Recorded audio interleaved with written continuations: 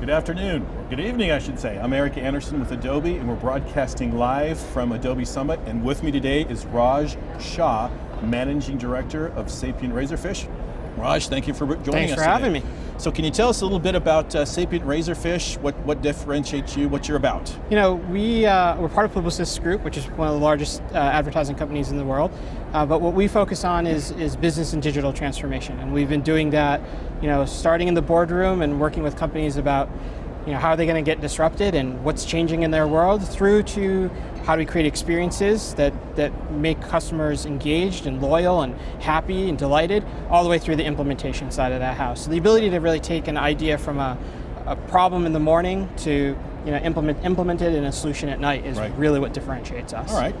Well, we've done our research on you, and we know that you are a digital transformation buff, a digital transformation guru. It's your passion. Yeah. So as a digital transformation guru, what are you seeing in today's, what does that mean today, digital transformation? So I don't think there's anything different today about transformation than it was 5 years ago, 10 years ago. Companies have to evolve. They know that. Yep. They know that their customers are evolving. They know that their products are evolving. Their competitive set is evolving. The part that's different now is the speed that digital is creating in this. Whereas it used to be, okay, I can be good for 5 years. Now I can be good for 5 months before I have to transform again and continuously evolve in this space.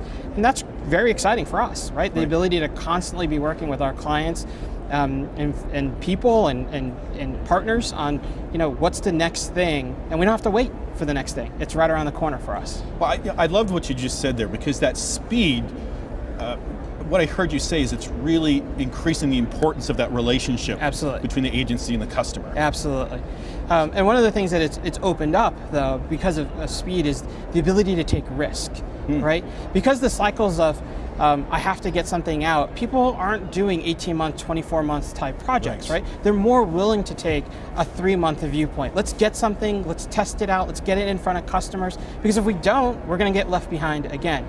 So risk-taking is actually increasing with this type of market, which just makes it a fantastic place to be, a very exciting place to be. Absolutely.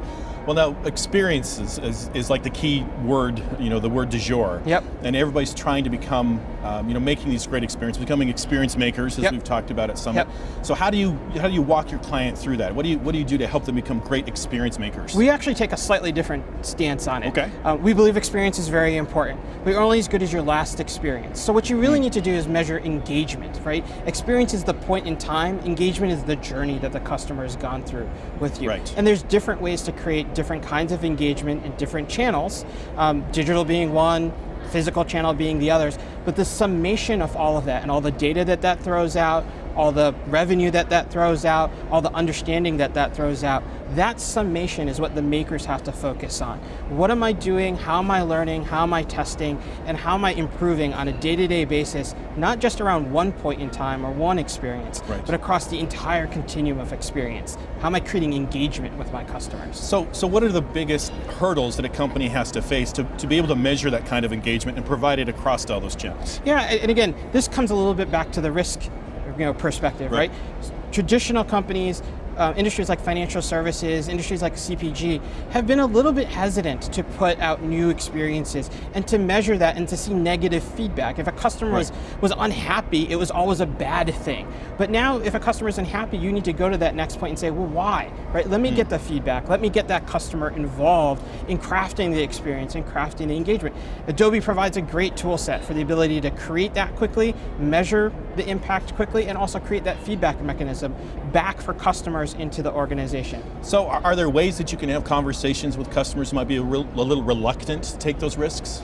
For our perspective, the ability of starting small and showing incremental gain usually is the thing that knocks down the door for us. Nobody's coming in, especially in this world, and being like, I want to do a $50 million transformation. Burn the boats, we're going to a new business model, or anything else like that. And innovation is starting small, and transformation is starting small. But it's the spark that lights the fire, right? As people see that it's okay to take risk, as people see CEOs and CMOs and CIOs encouraging risk, then they're going to get more on board with doing more and thinking more out of the box and creating something that could fail, but ultimately will be learned from at the end of the day.